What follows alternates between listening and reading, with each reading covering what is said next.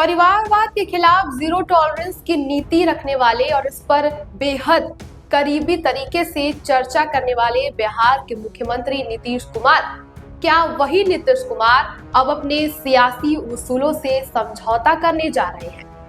बिहार से आई कुछ ऐसी तस्वीरें जो सोशल मीडिया पर इस वक्त तहलका मचा रही है और सत्ता की गलियारों में एक अलग ही धूम मची हुई है। नमस्कार, आप देख रहे हैं द बिस्ट ऑफ मीडिया और मैं हूं आपके साथ साध्वी दुबे। तस्वीरें ऐसी हैं जिन पर कई सवाल खड़े हो रहे हैं। क्या ये सिर्फ एक संयोग है या फिर आने वाले बड़े राजनीतिक यू टर्न का संकेत माना जा रहा है? दरअसल पटना में जगह जगह पर नीतीश कुमार के बेटे निशांत कुमार के पोस्टर लगाए गए हैं और ये पोस्टर इस कदर लगाए गए हैं जिसको लेकर एक अलग ही सियासत शुरू हो गई है। पोस्टर के जरिए उनके राजनीति में आने की मांग भी उठाई जा रही है। कहा जा रहा है कि ये पोस्टर छात्र जेडीयू के तरफ से लगाया गया है। इन पर मुख्यमंत्री नीतीश कुमार की तस्वीर के साथ साथ नव वर्ष की शुभकामनाएं भी छपी हुई हैं। इतना ही नहीं, शायरी के लहजे में ये बात भी लिखी गई है कि बिहार की जनता नीतीश कुमार के बेटे यानी कि निशांत कुमार को राजनीति में वापस लाने की बात कर रही है।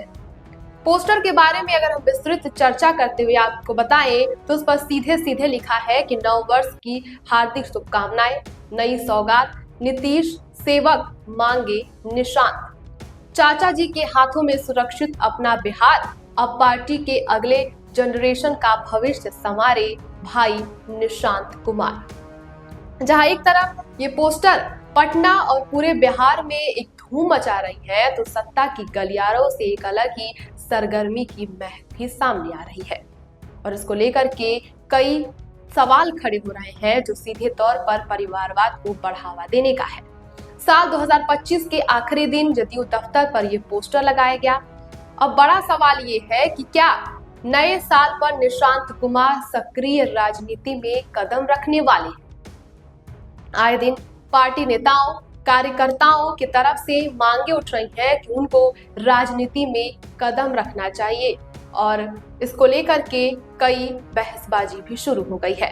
हालांकि एक बात तो साफ है कि इस बात पर मुहर अब नीतीश कुमार ही लगा सकते हैं। बिना उनके निर्णय के इस बात की पुष्टि कर पाना संभव ही नहीं है।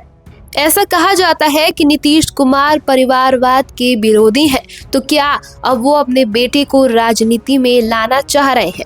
क्या उनका बिहार की राजनीति को देखते हुए मूड बदल गया है? बिहार की राजनीति में दिलचस्पी रखने वाले लोगों के मन में ऐसे कई सवाल उठ रहे हैं, लेकिन अभी तक जवाब तय नहीं हो पाया है।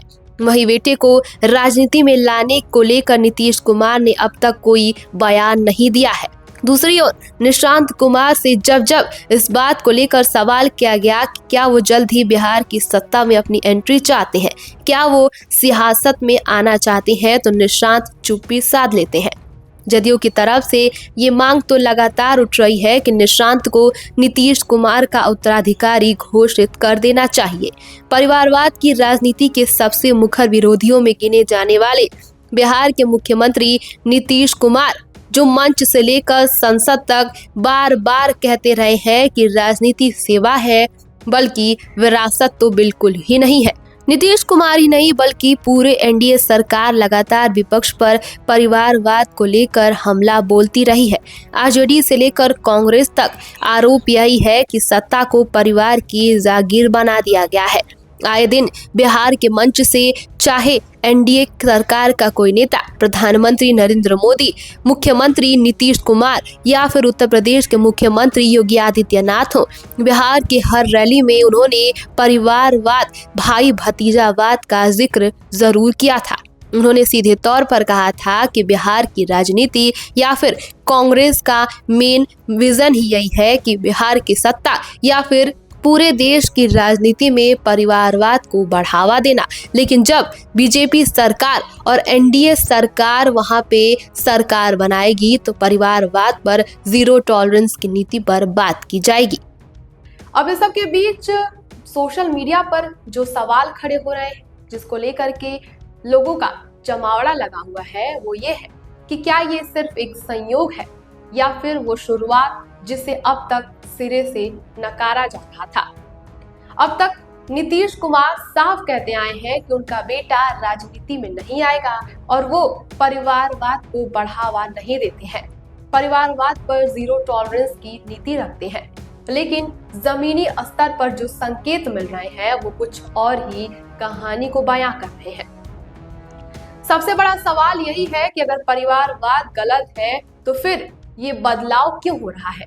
क्या एनडीए का परिवारवादी विरोधी जो स्टैंड था, जिसको लेकर के लगाम लगाने की बात हो रही थी, जिसको लेकर के विपक्षी पार्टियों पर लगातार निशाना साधा जा रहा था कि वो परिवारवाद को बढ़ावा देने जा रही है, उसी पर क्या अब नीतीश कुमार यू टर्न लेने वाले हैं? बिहार की राजनीति में फिलहाल तस्वीरें बोल रही हैं और जवाब आने का इंतजार किया जा रहा है।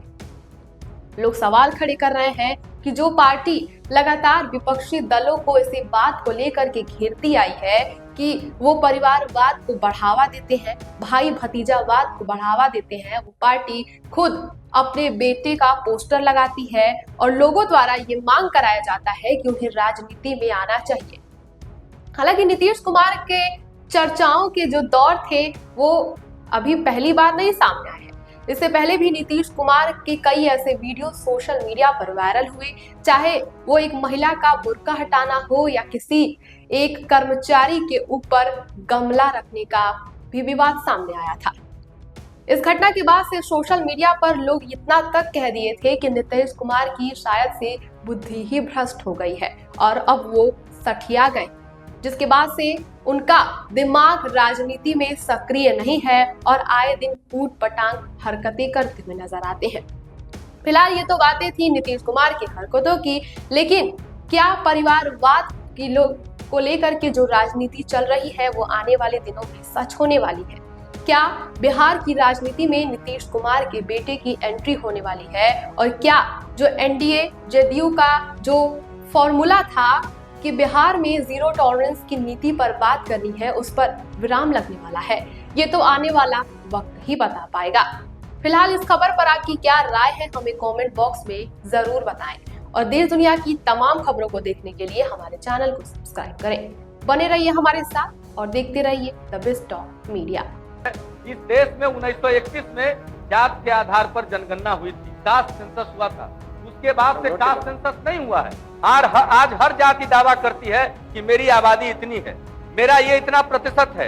इसलिए एक बार इस देश में जाति के आधार पर जनगणना हो जानी चाहिए और जात के आधार पर जनगणना करने के पश्चात जितनी भी जातियां इस देश में बसती है सबको आबादी के हिसाब से आरक्षण दे दिया जाना चाहिए। किसी को कोई शिकायत नहीं रहेगी और यह आरक्षण हो जाएगा। किसी का न कोई हक छीनने वाला होगा, न किसी को आत्मदाह करने की नौबत आएगी।